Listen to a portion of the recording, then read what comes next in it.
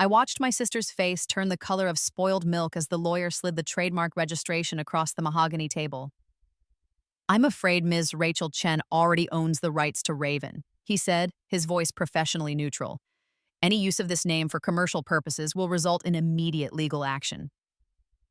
My sister Emma's hands trembled as she picked up the document, her perfectly manicured nails, paid for with money she'd stolen from my college fund, clicking against the paper.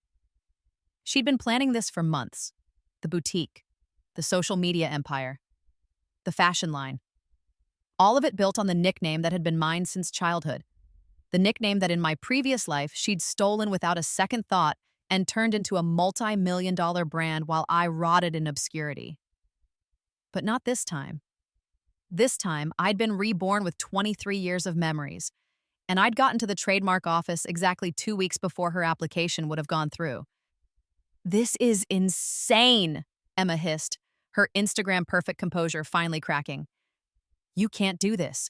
That's my brand name. I've already ordered inventory. I've secured investors." "Actually," I said, taking a sip of my coffee and meeting her furious gaze with a calm smile, "I can do exactly this. Because Raven has been my nickname since I was 7 years old. You just decided it was trendy enough to steal last year." The fury in her eyes was intoxicating. In my first life, I'd been too naive, too trusting, too desperate for my family's love to see what was happening until it was far too late. Let me take you back to the beginning, or rather, the end of my first life. I died on my 45th birthday, alone in a studio apartment with water damage and a radiator that only worked half the time. "Heart attack," the coroner said, "brought on by years of stress, malnutrition, and untreated health conditions I couldn't afford to address because I'd been working 3 jobs just to survive." My family didn't come to the funeral. I know because I watched from somewhere else, some in-between place where souls go before they move on. My mother claimed she had a prior engagement at Emma's newest store opening. My father said the flight from his vacation home in Monaco was too expensive. The irony of that statement, considering what they'd stolen from me, was not lost on my departing soul.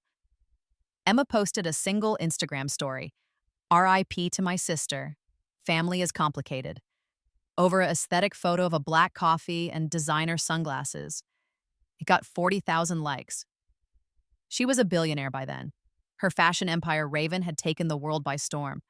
Clothing, accessories, a makeup line, a lifestyle brand. She'd built it all on the foundation of the nickname our grandmother had given me. Because I'd loved Edgar Allan Poe as a child, because my hair was so black it shone blue in the sunlight, because I was always the quiet, observant one in the corner, watching everything. In my first life, Emma had been the golden child, beautiful, charismatic, effortlessly social. I'd been the awkward one, the studious one, the one our parents saw as a useful tool rather than a daughter. They'd paid for Emma's private school education with the college fund Grandma Chen had left specifically for me. They'd given Emma the car Grandma had left me in her will, claiming I didn't need it since I could take the bus. They'd co-signed Emma's first business loan using my credit without my permission, and when she defaulted, my credit was destroyed. I'd found out about the trademark theft on my 30th birthday in my first life. Emma had invited me to her launch party, the only time she'd invited me to anything in years, and I'd walked in to see my childhood nickname blazed across every surface. Raven in elegant script, Raven on clothing tags, Raven on the lips of every fashion blogger and influencer in the city. "Don't you love it?" Emma had gushed, drunk on champagne and success. I remembered how everyone used to call you that stupid bird name, and I thought, why not? It's so edgy and mysterious.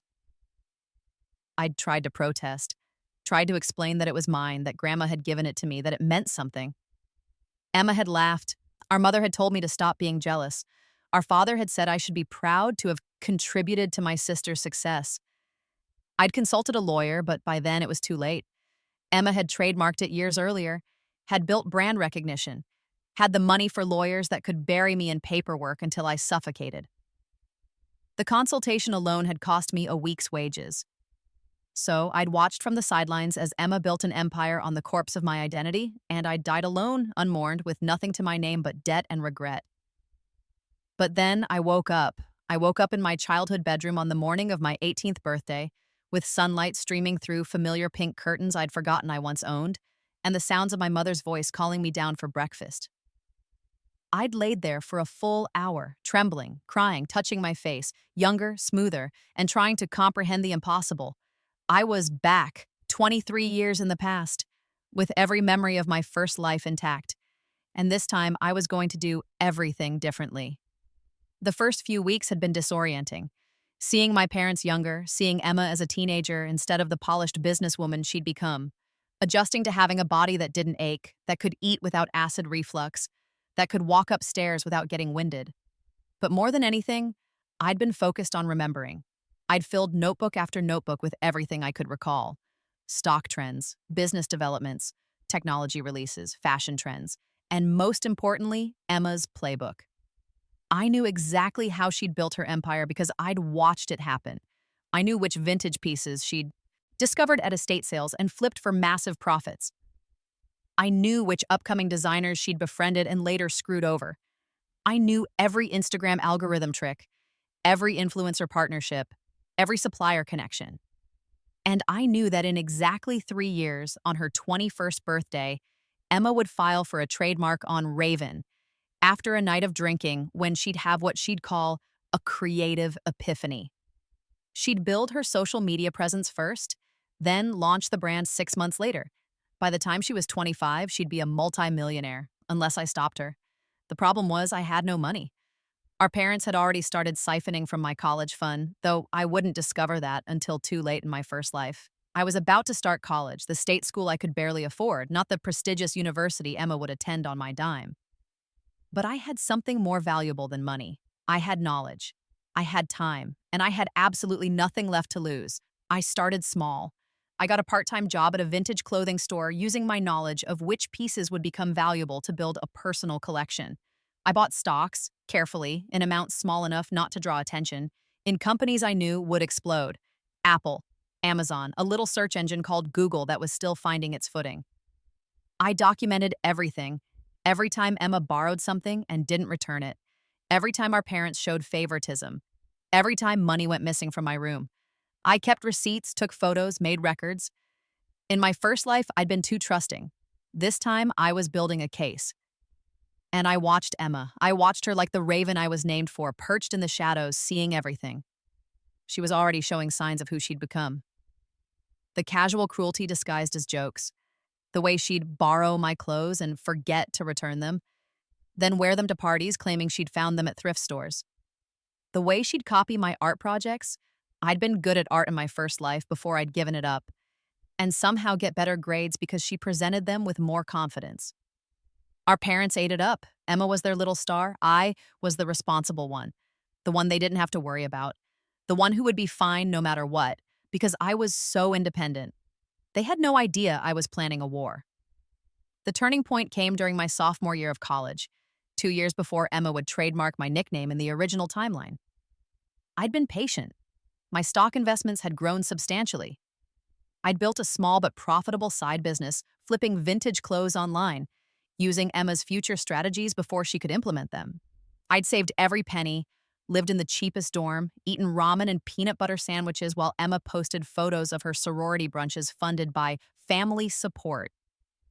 But I'd been waiting for this specific moment, the moment when Emma would have her creative epiphany. She came home for spring break that year, glowing with excitement. I was there too, having timed my visit perfectly. We were in the kitchen, me washing dishes, Emma scrolling through her phone, when she suddenly gasped. "Oh my God," she said, her voice breathy with excitement. "I just had the most amazing idea." Our mother looked up from her wine. "What is it, darling?" "I'm going to start a fashion brand," Emma announced. "I've been thinking about it for months, and I finally figured out the perfect name." I dried my hands slowly, my heart pounding. This was it. "I'm going to call it Raven," Emma said, her eyes bright. "Isn't that perfect? It's edgy, it's mysterious, That's my nickname," I said quietly. Emma blinked at me as if she'd forgotten I was in the room. "What?" "Raven. That's been my nickname since I was 7. Grandma gave it to me." Emma waved a hand dismissively. "Oh, that old thing? Nobody calls you that anymore." "I do," I said. "My friends do. It's on all my social media. Well, it's just a word, Rachel, our mother interjected, her tone suggesting I was being difficult. Emma wants to use it for her business. Surely you can understand that's more important than a childhood nickname. In my first life, I'd backed down at this point. I'd swallowed my hurt, told myself it didn't matter, let them steamroll over me like always. Not this time. Actually, I said, pulling out my phone, I was planning to use it for my own business. I've already started building the brand. It wasn't entirely true yet, but it would be. I'd spent the last 2 years carefully creating social media accounts, building a following, establishing Raven Chen as a presence in the vintage fashion space. Nothing major yet, but enough to establish a history. Emma's face hardened. You're not serious. Completely serious, I said, meeting her gaze. In fact, I was going to file for a trademark next month. The room went silent. Emma's expression cycled through disbelief, anger, and finally calculation. I could see her mind working, trying to figure out if I was bluffing. You don't have the money for that, she said finally. I smiled. Actually, I do. I've been saving and investing. I'm doing quite well. That was when I saw it. The flash of genuine rage in Emma's eyes. Not just annoyance or dismissal, but real fury that I was daring to challenge her to have something she wanted.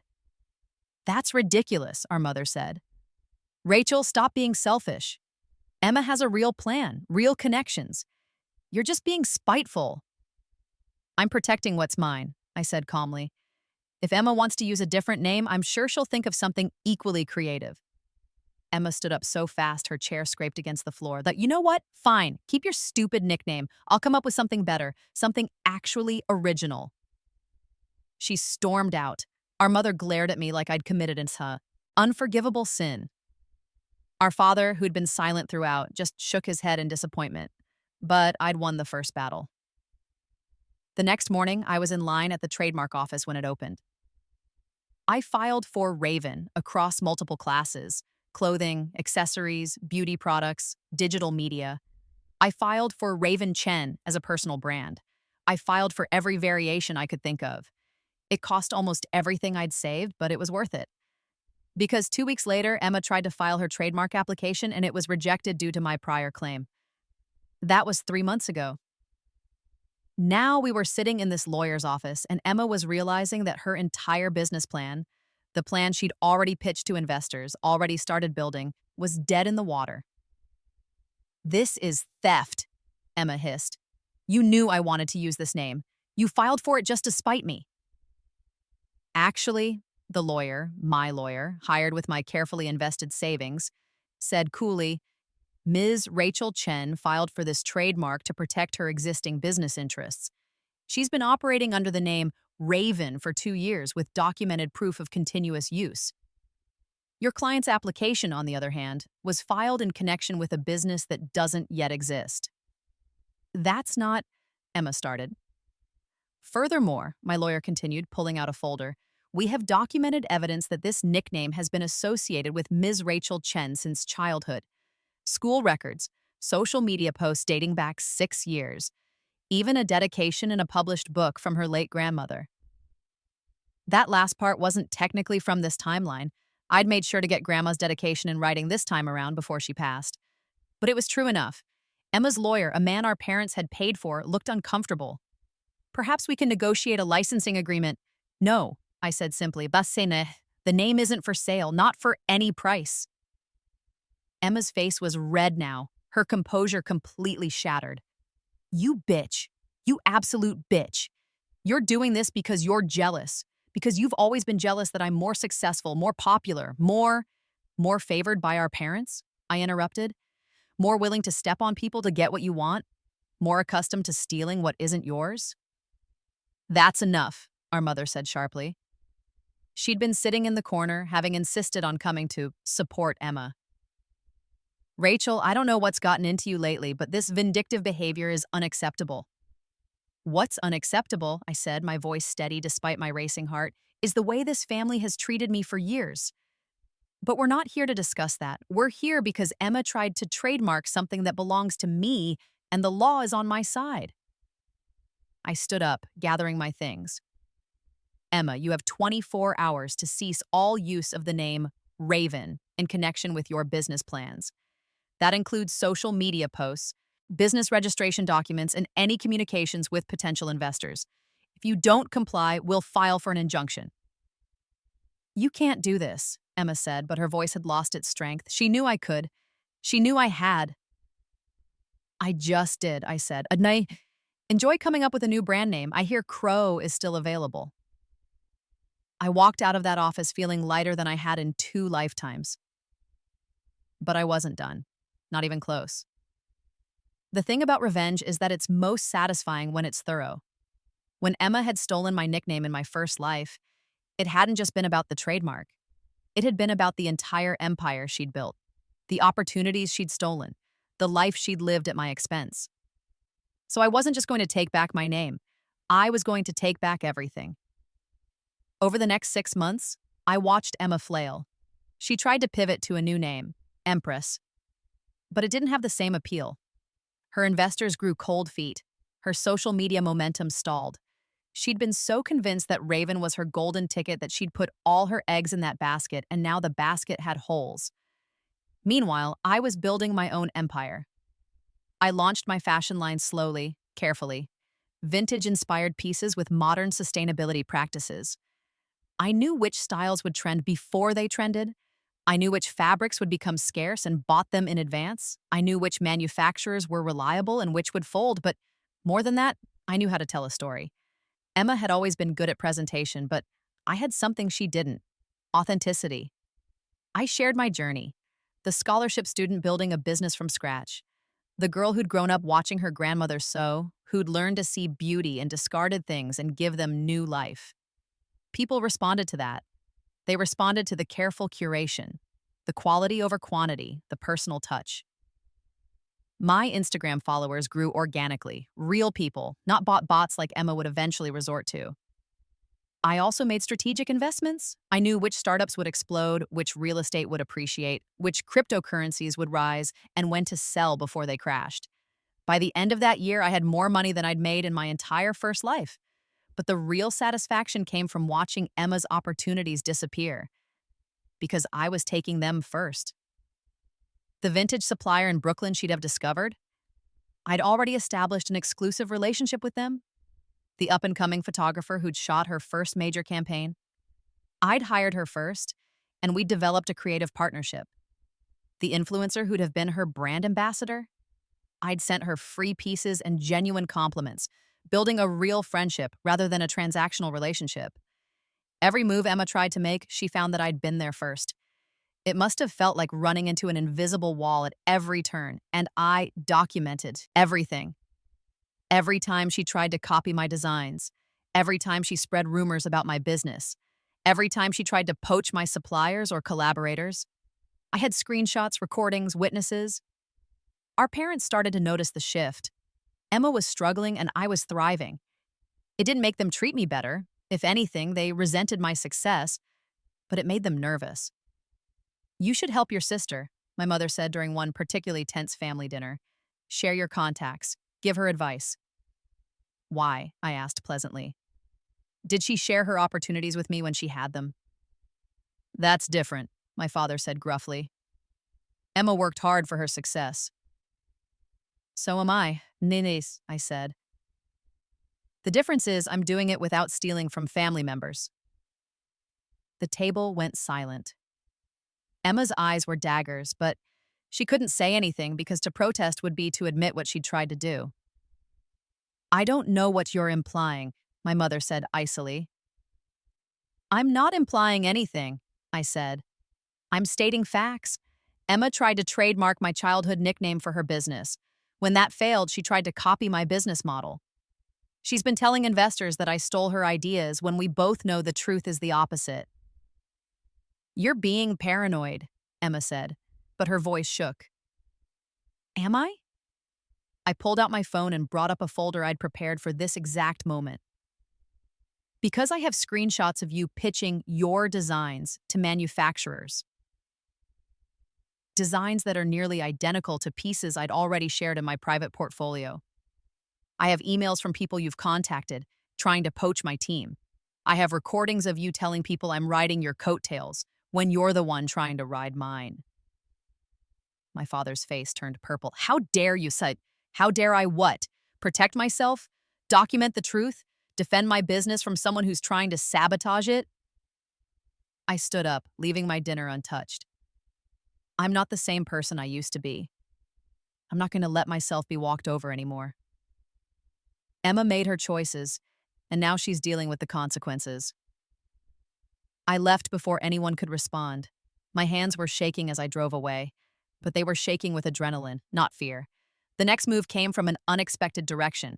My parents tried to claim I owed them money.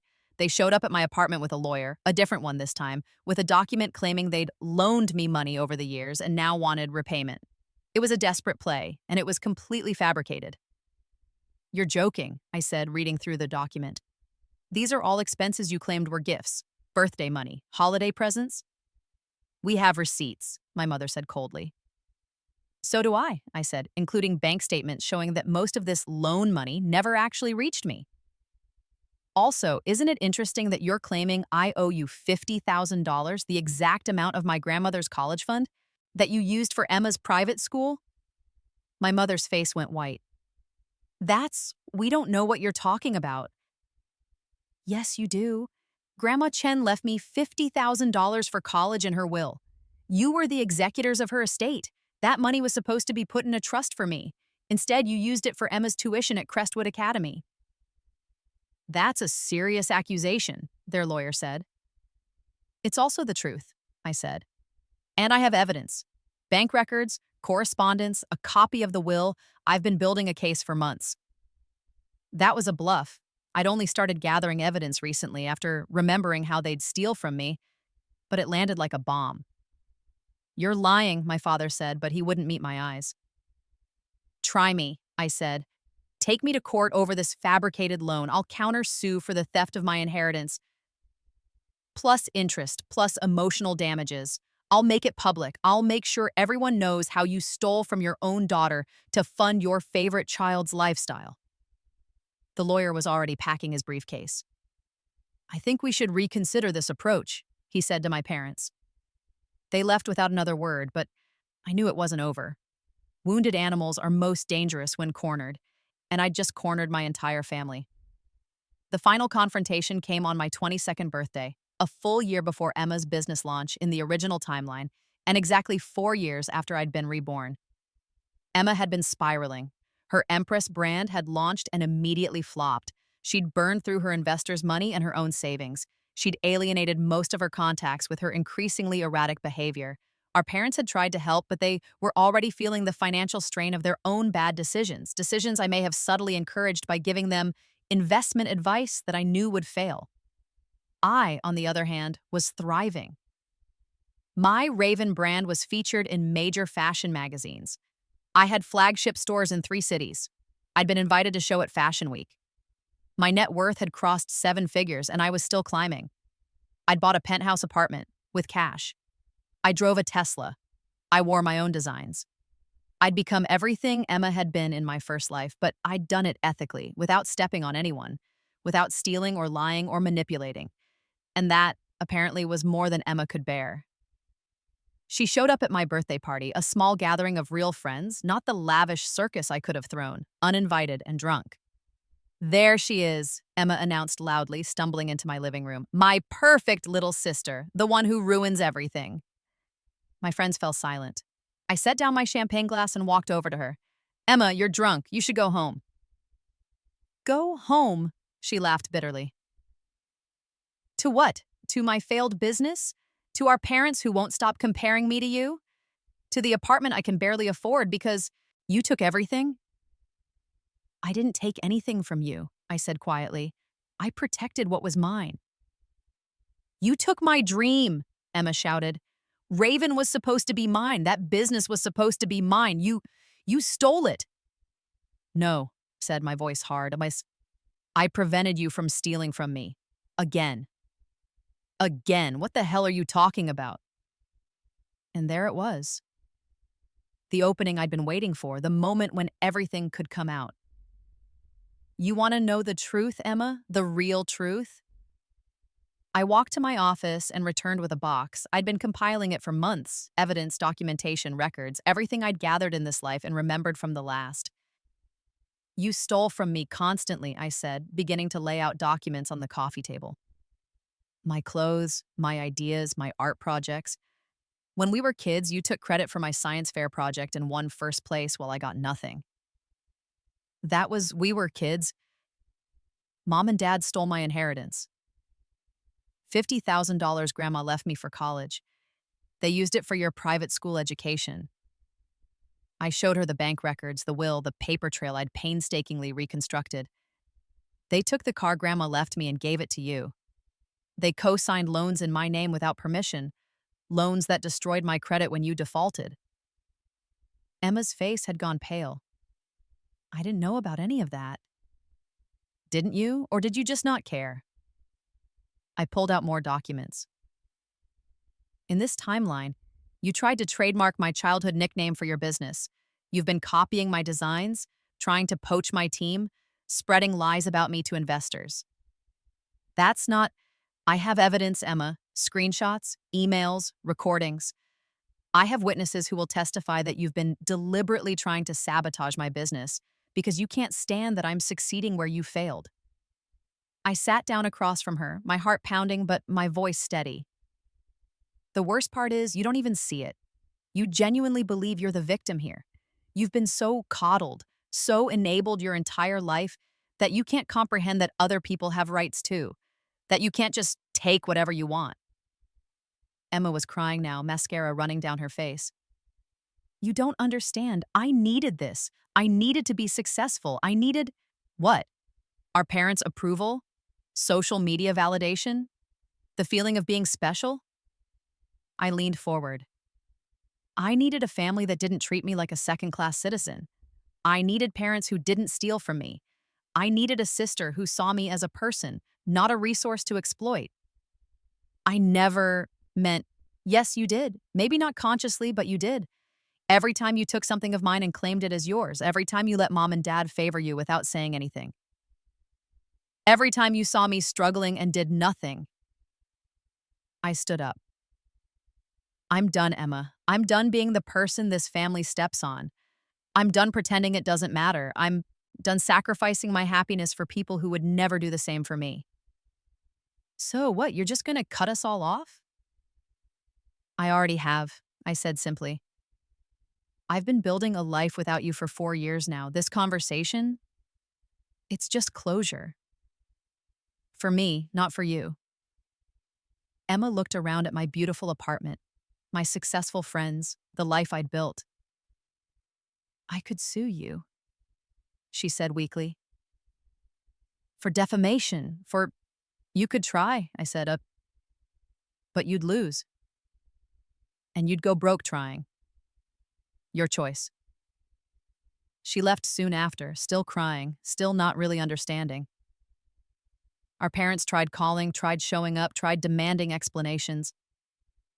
I blocked their numbers, changed my locks, hired security for my business. It wasn't easy and it wasn't painless, but it was necessary. 3 years later, on what would have been my 45th birthday in my first life, I threw a party. A real party this time. The penthouse was packed with friends, colleagues, people I'd helped along the way. My boyfriend, a kind, successful architect I'd met through mutual friends, was making cocktails in the kitchen. My cat, a black rescue I'd named Edgar, was holding court in the bedroom away from the noise. Raven had expanded internationally, 15 flagship stores, a beauty line, a sustainable manufacturing initiative that was changing industry standards. I'd been featured on Forbes' 30 Under 30. I'd given talks about ethical business practices and building generational wealth. But more than that, I was happy, genuinely, deeply happy in a way I'd never been in my first life. Emma's business had failed completely 2 years ago. She'd filed for bankruptcy. Last I heard, she was working retail at a mall, living with our parents in their now downsized house. They'd lost the big house after some investment opportunities went south. Opportunities I may have mentioned to my father during one of his last attempts to reconcile, knowing his greed would override his judgment. I didn't take pleasure in their suffering, exactly. But I didn't feel guilty about it either. They'd made their choices, I'd made mine. As I looked around at my party, at the life I'd built, I thought about my first death. Alone, poor, forgotten, dead from stress and neglect at 45. This timeline, I would live differently. I would live well, I would live long, and I would do it all under the name I'd been given by the grandmother who'd loved me, Raven. My phone buzzed. A message from an unknown number. I'm sorry for everything. I understand if you never want to talk to me, but I needed you to know. Emma. I read it twice, then deleted it without responding. Some bridges, once burned, should stay burned. Hey, my boyfriend called from the kitchen. Come to try this new cocktail. I call it the Raven, dark, mysterious, and surprisingly strong. I laughed and joined him, leaving the past behind where it belonged. Because this life, this beautiful, hard-won, fiercely protected life, this one was mine. The real epilogue came 5 years after that, on the 10th anniversary of my rebirth. I was 33 years old, younger than I'd been when I died, but older than I'd felt in my first life in decades. Raven had become a household name, valued at over $2 billion. I'd been featured in Time magazine. I'd used my wealth to start a foundation helping young women from disadvantaged backgrounds start businesses, specifically protecting them from family exploitation. The foundation was called Second Chances, and only I knew the irony of the name. I'd bought the house Grandma Chen had lived in, the one that had been sold off to pay for Emma's lifestyle in my first life, and restored it as a memorial and community center. Her sewing room was preserved exactly as I remembered it, the place where she'd taught me to see beauty in scraps and potential in cast-offs. Emma reached out a few times over the years. Each time, I didn't respond. Our parents tried once or twice as well, usually when they needed money. I had my assistant send them a form letter directing them to financial counseling services. I heard through distant relatives that Emma eventually found work as a sales associate for a larger fashion brand, ironically, one of my competitors. She was apparently good at it, living a modest life, no longer on social media. Our parents had divorced, both remarrying quickly, both still chasing a lifestyle they could no longer afford. I felt nothing about it. Not satisfaction, not pity, not even curiosity. They were strangers who had once hurt me badly, and now they were simply gone from my life. Instead, I focused on the family I'd built, my chosen family. My boyfriend had become my husband. We'd adopted 2 rescue cats. Edgar now had a companion named Lenore. My closest friends from this timeline were people who knew my worth, who celebrated my success without jealousy, who supported me the way family should. I'd also reconnected with distant relatives on Grandma Chen's side, cousins I barely knew in my first life, but who welcomed me with open arms in this one. They told me stories about Grandma I'd never heard, showed me photos I'd never seen. Through them, I learned that Grandma had built her own business in her youth, a small tailoring shop that had supported her through hard times. She'd be so proud of you, my cousin Lisa told me at a family reunion. She always said you had her spirit, that you were the one who really saw things. Like a raven, I thought, always watching, always remembering. On the actual anniversary of my rebirth, a date only I knew, I did something I'd been planning for years. I went to the cemetery where I'd been buried in my first life, or would have been, in 45 years, in an alternate timeline that no longer existed. And I planted a tree. A black hawthorn tree beloved by ravens. I didn't mark it or memorialize it. It was just for me. A living reminder that death wasn't the end, that second chances were possible, that you could come back from the worst devastation and build something beautiful. As I stood there, dirt under my fingernails, sunshine on my face, I thought about the woman I'd been in my first life. The woman who'd let herself be diminished, who'd died alone and unmourned, who'd given everything and received nothing. I wished I could tell her it would be okay, that she'd get another chance, that she'd take everything that had been stolen and build something even better. But in a way, I had told her, because I was her, the same soul, the same person, just with the knowledge and the will to fight back. My phone rang, my husband, asking when I'd be home for dinner. We were hosting friends tonight, an intimate gathering. Nothing fancy, just good people and good food and the kind of easy joy that came from being exactly where you belonged. On my way,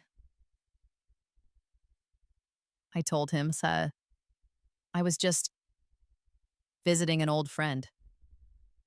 I took one last look at the tree, Small now, but it would grow. In 50 years, it would be magnificent, a refuge for birds and a testament to resilience. Then I got in my car, a car I'd bought with my own money that no one could take from me, and drove home to my life. My beautiful, hard won, fiercely protected life.